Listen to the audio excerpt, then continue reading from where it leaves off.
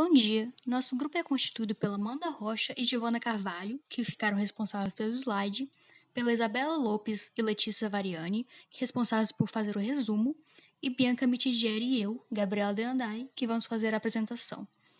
Em nosso artigo escolhido, a gente vai explicar sobre como a gravidade do autismo pode mudar durante a primeira infância e por quê. Sobre o transtorno do espectro autista, ele é um transtorno do desenvolvimento do cérebro, de alcance e gravidade variáveis, que aparece geralmente nos 3 primeiros anos de vida do indivíduo, e que vai afetar suas habilidades sociais, como a comunicação e a interação, no qual a pessoa vai ter uma grande dificuldade de formar relações afetivas e vai preferir ficar em isolamento. Ele é muitas vezes causado por alterações genéticas, que podem ser hereditárias e não possuem uma cura. Os sintomas do autismo são a falta do contato visual com as pessoas, dificuldade de comunicação, inquietação, pouca vontade de falar, movimentos repetitivos, apatia e resistência à alteração de rotina, sendo que o reconhecimento precoce pode reduzir os sintomas. Mas por que o começo da infância é tão importante para essa mudança no grau do autismo? Tendo como base o livro Piaget, Vygotsky e Vallon, Teorias Psicogenéticas em Discussão, crianças em média de 2 a 7 anos estão no estágio de desenvolvimento de sua linguagem, reciprocidade, repetição de ações e principalmente a afetividade, que essa está intimamente interligada à inteligência, sendo o diagnóstico inicial na infância a dificuldade nesses fatores. Em relação aos números, nos Estados Unidos, 1 em cada 54 crianças são diagnosticadas com autismo, ou seja, 1,9% dos infantes desenvolvem o transtorno, enquanto que no mundo, 1 a cada 68 crianças são autistas, um número menor de 1,6%. Anteriormente, acreditava-se que quando uma pessoa é diagnosticada, o seu grau de gravidade seria o mesmo durante sua vida toda. Então, se, por exemplo, uma criança for diagnosticada com autismo de gravidade alta, com 80 anos ela ainda vai ter o mesmo diagnóstico. Porém, estudos anteriores a esse artigo mostraram uma inconsistência nos resultados em termos de mudanças com crianças dos 3 aos 6 anos, contrariando a ideia do diagnóstico imutável. Este artigo foi o resultado de um estudo feito no Instituto da Mente da UC Davis, o Mind Institute, pelos autores Einat Weiser-Bartov e Davi Amaral.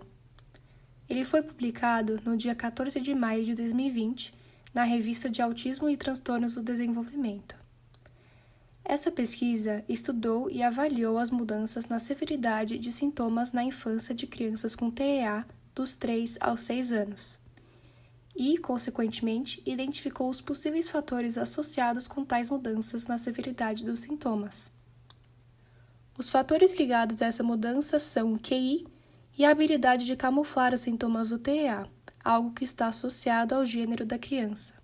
Este estudo acompanhou 125 crianças com TEA dos 3 aos 6 anos, sendo 89 deles meninos e 36 meninas.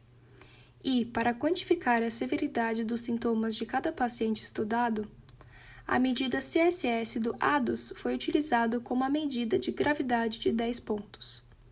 A CSS foi a ferramenta de avaliação padrão para essa pesquisa de autismo, pois ela estabeleceu um modelo para mensurar os sintomas das crianças com TEA para que pudessem comparar os resultados ao longo dos 3 anos que acompanhavam cada indivíduo. É importante mencionar que uma mudança de 2 pontos na medida CSS era considerada uma mudança severa de sintomas.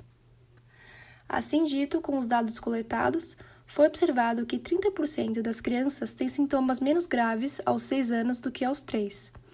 Algumas crianças não mostravam mais nenhum sintoma de TEA, enquanto outras crianças desenvolveram sintomas mais severos. Os pesquisadores confirmaram que não é possível prever quais crianças se sairão bem e quais desenvolverão sintomas mais graves de TEA. Considerando que o resultado ideal do estudo fosse que os sintomas de TEA sumissem ao longo dos anos no portador, somente 4 meninas e 3 meninos dos 125 atingiram esse resultado ideal. Os pesquisadores classificaram as crianças em 3 categorias: portadores que tiveram a gravidade dos sintomas reduzida, os portadores com gravidade aumentada e os com gravidade estável. Assim dito, a maioria dos sujeitos da pesquisa mantiveram a gravidade do sintoma estável, sendo esse 54,4% das crianças envolvidas no estudo. 28,8% delas mostraram uma gravidade reduzida dos sintomas de TEA, mas 16,8% teve uma gravidade aumentada. É interessante mencionar que o grupo de crianças com maior gravidade dos sintomas aos 6 anos apresentam níveis de gravidade significantemente menores aos 3 anos de idade, e suas pontuações de gravidade foram menos variáveis do que os dos outros grupos. Foi concluído que, de fato, crianças com TEA podem melhorar e diminuir os sintomas do autismo. Foi observado que meninas apresentam melhores resultados na diminuição do grau dos sintomas de TEA. Geralmente, meninas podem mostrar melhores resultados de desenvolvimento do que meninos em cognição, sociabilidade e habilidade de comunicação prática. Consequentemente, meninas com autismo diminuem em gravidade mais do que os meninos e aumentam de gravidade menos do que os meninos na infância. Isso acontece porque meninas apresentam uma facilidade de camuflar os próprios sintomas.